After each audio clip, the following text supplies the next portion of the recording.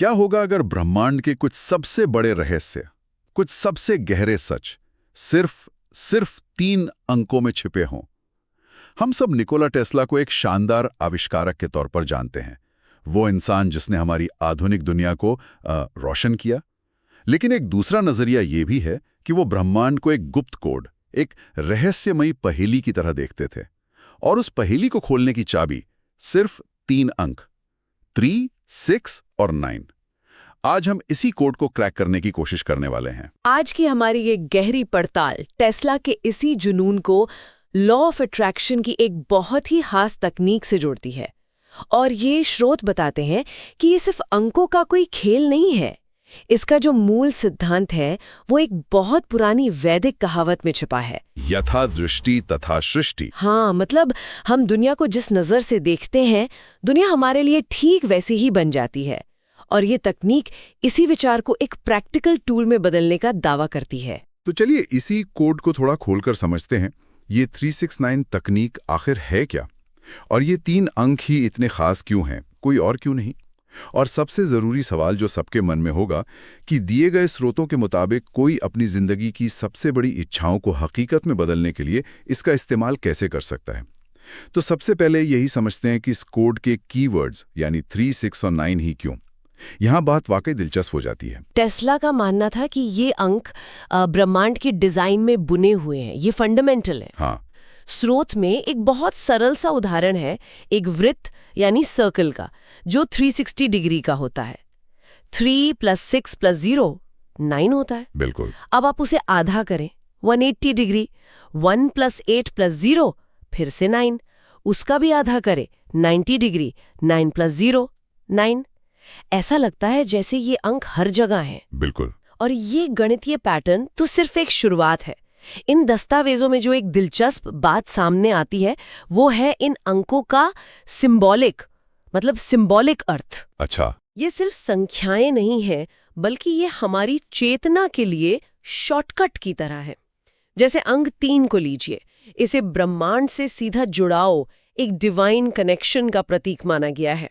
Divine connection जैसे कि स्रोत में हिंदू त्रिदेव का जिक्र है, ब्रह्मा, विष्णु, महेश।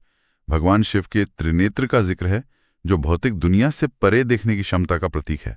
त्रिवेणी संगम का उदाहरण है। जब हम इन चीजों के बारे में सोचते हैं तो हमारा मन हजारों साल के सामूहिक विश्वास और ऊर्जा से जुड़ जाता है। तो ये तकनीक इन्हीं गहरे सांस्कृतिक कोड्स का इस्तेमाल करके हमारे इरादे को ताकत देती है एक तरह से। हाँ, बिल्कुल। तो अंक 3 एक तरह से इच्छा या इरादे का बीज हो गया, ब्रह्मांड के साथ पहला कनेक्शन। लेकिन सिर्फ एक विचार से तो कुछ नहीं होता, उसे बढ़ने के लिए ऊर्जा चाहिए, शक्ति चाहिए। तो क्या अंक 6 यहीं पर काम आता है, हमारी आंतरिक शक्ति के रूप में? हाँ, आपने बिल्कुल सही पकड़ा।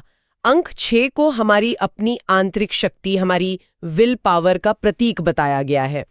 ये वो ताकत है जो हमें उस विचार को हकीकत में बदलने की राह में आने वाली बाधाओं से लड़ने की हिम्मत देती है।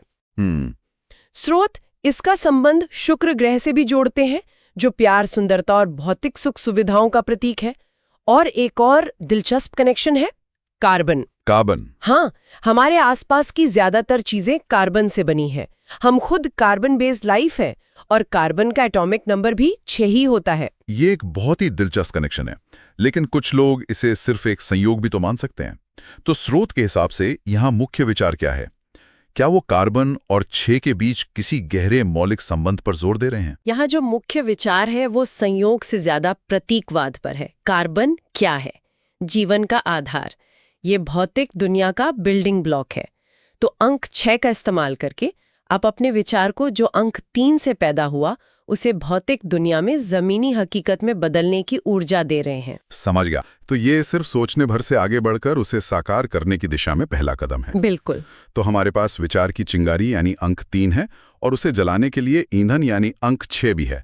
लेकिन अक्सर हमें आगे बढ़ने से जो चीज रोकती है वो हमारा अतीत होता है, हमारी पुरानी नाकामयाबियां, हमारे पुराने विश्वास। क्या अंक 9 इसी समस्या का हल है? एकदम सही। अंक 9 इस पूरी प्रक्रिया का अंतिम और शायद सबसे महत्वपूर्ण हिस्सा है।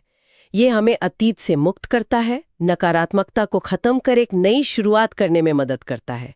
ये पूरा होने का एक साइकिल के खत्म होने का प्रतीक है। अच्छा। स्रोत में बाइबल का भी जिक्र है, जहां पवित्र आत्मा के 9 फलों के बारे में बताया गया है, जैसे प्रेम, आनंद, शांति, आत्मनियंत्रण। ये सब एक तरह से इंसान की सबसे ऊंची अवस्था को दर्शाते हैं। तो अंक 9 का इस्तेमाल करके आप कह रहे हैं कि मैं अपने पुराने बोझ को पीछे छोड़कर अपनी इच्छा को पाने के लिए पूरी तरह से तैयार हूं। हाँ, बिल्कुल यही। मतलब ऐसा नहीं है कि ये नंबर बस यूं ही चुन लिए गए। इनके पीछे एक पूरा मनोवैज्ञानिक सिस्टम है। 3 इरादा तय करना, 6 उसे अपनी ऊर्जा से सींचना और 9 पुरानी रुकावटों को हटाकर उसे सच होने देना। ये तो अपने आप में एक पूरी यात्रा है। बिल्कुल, ये एक व्यवस्थित तरीका है जो ब्रह्मांड के कथित सीक्रेट कोड को खोलने की बात करता है। ठीक है, तो हमने कोड के कीवर्ड्स तो समझ लिए। अब जानते हैं कि इस कोड को इस्तेमाल कैसे करना है। वो कॉम्बिनेशन क्या है जिससे ताला खुलेगा। चलिए इस 45 दिन की प्रक्रिया को ठीक से समझते हैं। इसके कई चरण हैं और हर चरण बहुत सोच समझ कर बनाया गया है। पहला और सबसे जरूरी कदम है अपनी इच्छा को जानना, पूरी तरह से स्पष्ट होना। हाँ, ये तो सबसे जरूरी है। स्रोत में साफ कहा गया है, अगर हम ऐसे ही किसी भी रास्ते पर चलना शुरू कर देंगे तो कहीं भी अनजान जगह पहुंच सकते हैं। इसलिए सबसे पहले खुद से पूछना जरूरी है कि आखिर चाहिए क्या। यहाँ एक सवाल उठता है, क्या हो अगर किसी की कई इच्छाएं हों? एक अच्छी नौकरी, बेहतर सेहत, एक अच्छा रिश्ता। क्या इस तकनीक के समर्थक किसी एक चीज पर फोकस करने की सलाह देते हैं? ये बहुत अच्छा सवाल है। इन दस्तावेजों के अनुसार शुरुआत में अपनी सारी ऊर्जा किसी एक सबसे महत्वपूर्ण इच्छा पर लगाना सबसे असरदार होता है। जैसे एक मैग्नीफाइंग ग्लास सूरज की किरणों को एक बिंदु पर फोकस करके आग लगा सकता है, वैसे ही हमारी चेतना की शक्ति भी एक लक्ष्य पर केंद्रित होने से कई गुना बढ़ जाती है। ठीक है। एक बार जब आप प्रक्रिया सीख जाते हैं और नतीजे देखते हैं, तो आप इसे दूसरी इच्छाओं के लिए भी इस्तेमाल कर सकते हैं। ठीक है, तो एक इच्छा तय हो गई। अगला कदम क्या है? दूसरा कदम है एक सकारात्मक कथन यानी अफर्मेशन बनाना। ये एक ऐसा वाक्य होता है जो वर्तमान काल में लिखा जाता है, जैसे कि वो इच्छा पहले ही पूरी हो चुकी है। अच्छा, मतलब भविष्य में नहीं, वर्तमान में। हाँ, ये आपके अवचेतन मन को संदेश देता है कि आप उस चीज के लिए तैयार हैं। उदाहरण के लिए, अगर कोई आर्थिक रूप से स्थिर होना चाहता है तो एक कमजोर कथन होगा, मैं अमीर बनना चाहता हूँ। एक मजबूत कथन होगा, मैं हर दिन बढ़ती हुई समृद्धि और स्थिरता के लिए बहुत आभारी हूँ, धन्यवाद। इसमें कृतज्ञता का भाव जोड़ना जरूरी है। बहुत जरूरी है, क्योंकि ये आपको कमी की मानसिकता से निकालकर प्रचुरता की मानसिकता में ले आता है। तो इच्छा तय हो गई, कथन भी बन गया। अब आता है इस तकनीक का दिल, 3, 6 और 9 का रोजमर्रा का इस्तेमाल। सुबह से शुरू करते हैं। बिल्कुल। तीसरा कदम है 369 लिखने की प्रक्रिया, और इसकी शुरुआत सुबह जागने के 15-20 मिनट के अंदर होती है। आपको अपना बनाया हुआ कथन 3 बार लिखना है। 3 बार? हाँ, स्रोत में सलाह दी गई है कि एक खास नोटबुक और पेन सिर्फ इसी काम के लिए रखें। लेकिन यहाँ सिर्फ लिखना काफी नहीं है, लिखते समय उस भावना को जीना है। अगर आपकी इच्छा एक नई नौकरी है तो सिर्फ वाक्य न लिखें, बल्कि उस ऑफिस में पहले दिन की ताजगी, उस सफलता से मिले आत्मविश्वास को महसूस करें, उस एहसास को वर्तमान में ले आएं।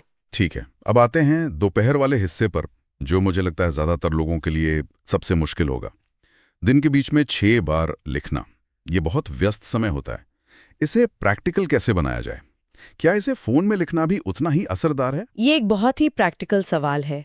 दोपहर में 6 बार लिखने का मकसद सुबह के इरादे को फिर से ताकत देना है, उसे दिन की भागदौड़ में खोने नहीं देना। ये एक रिमाइंडर है। जहां तक फोन पर लिखने की बात है, इस तकनीक के समर्थक हाथ से लिखने पर ज्यादा जोर देते हैं।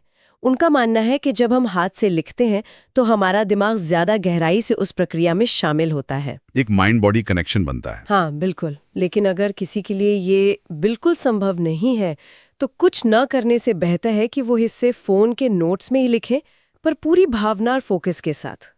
और फिर दिन का अंत, रात को 9 बार लिखना, ये बहुत शक्तिशाली लगता है, क्योंकि हम दिन भर की चीजों को अपने साथ लेकर सोते हैं। क्या इसका मकसद हमारे अवचेतन मन को प्रोग्राम करना है? आपने बिल्कुल सही शब्द इस्तेमाल किया, प्रोग्राम करना। अवचेतन मन को आप एक जहाज के ऑटो पायलट की तरह समझ सकते हैं। दिन में हमारा चेतन मन यानी कप्तान जाग रहा होता है और जहाज चला रहा होता है, लेकिन रात में जब कप्तान सो जाता है तो ऑटो पायलट जहाज को मंजिल की ओर ले जाता है। अच्छा। ये 9 बार लिखने की प्रक्रिया उस ऑटो पायलट को मंजिल का साफ साफ पता देने जैसा है। आप अपने सबसे गहरे हिस्से को बता रहे हैं कि कहाँ जाना है। स्रोत में ये भी कहा गया है कि इस दौरान सपनों में कोई संकेत, कोई नया आइडिया या रास्ते का कोई सुराग भी मिल सकता है। तो ये पूरी प्रक्रिया 3 बार सुबह, 6 बार दोपहर, 9 बार रात को, पूरे 45 दिनों तक। ये तो बहुत ज्यादा अनुशासन और समर्पण की मांग करती है। और यहीं पर मेरे लिए सबसे दिलचस्प हिस्सा शुरू होता है। ये लिखना, ये सब तो एक तरह से मैकेनिकल काम है, लेकिन असली शक्ति मुझे लगता है इसके पीछे के माइंडसेट में होगी। सिर्फ एक नोटबुक में कुछ लिखने से तो जिंदगी नहीं बदल सकती है ना? बिल्कुल नहीं। और यही वो हिस्सा है जहां ज्यादातर लोग गलती करते हैं। ये प्रक्रिया एक गाड़ी की तरह है। लिखना उसका इंजन है, लेकिन उस इंजन को चलाने वाला ईंधन आपका माइंडसेट है। ईंधन? हाँ, और इस ईंधन के 4 मुख्य हिस्से हैं। पहला और सबसे जरूरी है विश्वास। ये मानना कि जो आप मांग रहे हैं वो संभव है और आप उसे पाने के हकदार हैं। अगर मन के किसी कोने में भी ये आवाज है कि ये मेरे लिए संभव नहीं है या मैं इसके लायक नहीं हूं, तो आप एक पैर एक्सेलरेटर पर और दूसरा ब्रेक पर रखकर गाड़ी चलाने की कोशिश कर रहे हैं। विश्वास की बात सुनने में तो आसान लगती है, लेकिन उसे अमल में लाना बहुत मुश्किल है। वो शक की छोटी सी आवाज, वो लेकिन और अगर तो मन में आ ही जाते हैं। इस तकनीक के समर्थक इससे निपटने का क्या तरीका बताते हैं? वो कहते हैं कि उस आवाज से लड़ना नहीं है, उसे बस स्वीकार करके अपना ध्यान वापस अपनी इच्छा पर ले आना है। जैसे आसमान में बादल आते जाते रहते हैं, लेकिन आसमान वहीं रहता है। नकारात्मक विचार भी उन बादलों की तरह हैं। उन्हें देखें और जाने दें। अपना फोकस उस अंतिम परिणाम पर रखें जिसे आप पाना चाहते हैं। ये एक तरह का मानसिक अनुशासन है जो अभ्यास से आता है। ठीक है, तो विश्वास नींव है। दूसरा हिस्सा क्या है? आपने भावनाओं का जिक्र किया था। दूसरा हिस्सा है भावना, इमोशन। शब्द तो सिर्फ खाली बर्तन है, उन्हें भरती आपकी भावनाएं हैं। जब आप लिखते हैं मैं बहुत खुश और आभारी हूं, तो क्या आप सच में उस खुशी और आभार को महसूस कर रहे हैं?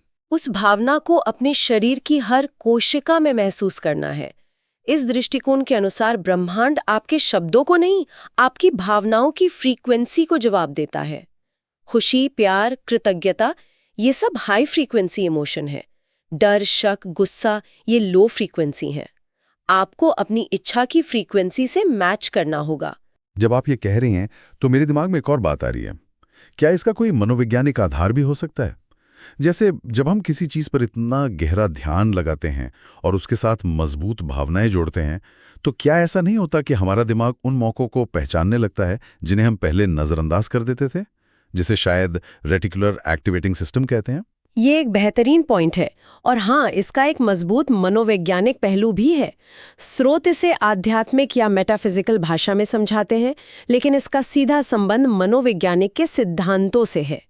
हमारे दिमाग में ये रेटिकुलर एक्टिवेटिंग सिस्टम एक फिल्टर की तरह काम करता है। एक फिल्टर? हाँ, ये तय करता है कि लाखों सूचनाओं में से कौन सी सूचना हमारे चेतन मन तक पहुंचेगी। जब आप रोज 18 बार अपनी इच्छा को पूरी भावना से लिखते और महसूस करते हैं, तो आप अपने इस फिल्टर को कमांड दे रहे हैं कि ये मेरे लिए जरूरी है, मुझे इससे जुड़ी हर चीज दिखाओ। फिर आपको जो संयोग लगते हैं, वो असल में आपका दिमाग होता है जो उन मौकों को पहचान रहा है जो पहले से ही वहां मौजूद थे। ये तो इस पूरी प्रक्रिया को एक नया आयाम देता है। हाँ। तुम्हारे पास विश्वास और भावना हो गई। तीसरा और चौथा हिस्सा क्या है? तीसरा हिस्सा है विचारों पर ध्यान देना। स्रोत के अनुसार हमें एक दिन में 60,000 से ज्यादा विचार आते हैं। जब आप इस तकनीक पर काम कर रहे हैं, तो आपको अपने सामान्य विचारों के प्रति भी जागरूक रहना होगा। अगर आप 10 मिनट लिखने में सकारात्मक रहते हैं, लेकिन बाकी के 23 घंटे 50 मिनट अपनी समस्याओं और कमियों के बारे में सोचते हैं, तो आप मिलीजुली सिग्नल भेज रहे हैं। और चौथा? और चौथा, जैसा आपने पहले कहा, प्रतिबद्धता। 45 दिनों तक बिना रुके पूरी लगन से इसे करना। ये आपके अपने अवचेतन मन और ब्रह्मांड को ये संकेत देता है कि आप अपनी इच्छा के प्रति कितने गंभीर हैं। ये आपकी समर्पण की परीक्षा भी है। तो अगर हम इन सब को एक साथ देखें, तो ये कोई जादुई मंत्र नहीं है। ये एक बहुत ही संरचित प्रणाली है जो केंद्रित इरादे, शक्तिशाली प्रतीकात्मक और निरंतर भावनात्मक ऊर्जा को एक साथ जोड़ती है। ये कोड, इनपुट मेथड और पावर सोर्स का एक पूरा पैकेज है। बिल्कुल।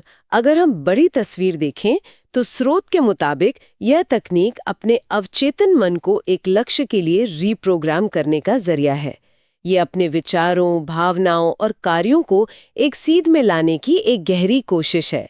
ये उसी वैदिक विश्वास पर आधारित है जिसके बारे में हमने शुरू में बात की थी, यथादृष्टि तथा सृष्टि।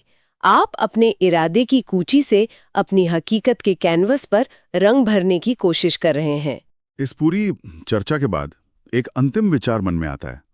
स्रोत इस बात पे जोर देता है कि एक बार अपनी इच्छा बता देने के बाद ब्रह्मांड को अपना काम करने दें। तो शायद इस प्रक्रिया में सबसे मुश्किल हिस्सा लिखना या महसूस करना नहीं है, बल्कि लिखने के बाद उस इच्छा को, उस परिणाम को ब्रह्मांड पर छोड़ देने का विश्वास रखना है। ये नियंत्रण छोड़ने का अभ्यास, ये भरोसा कि सही समय पर सब कुछ होगा। शायद असली परीक्षा इसी भरोसे की है। ये सिर्फ कुछ पाने की तकनीक नहीं, बल्कि शायद भरोसा करना सीखने का एक अभ्यास भी है।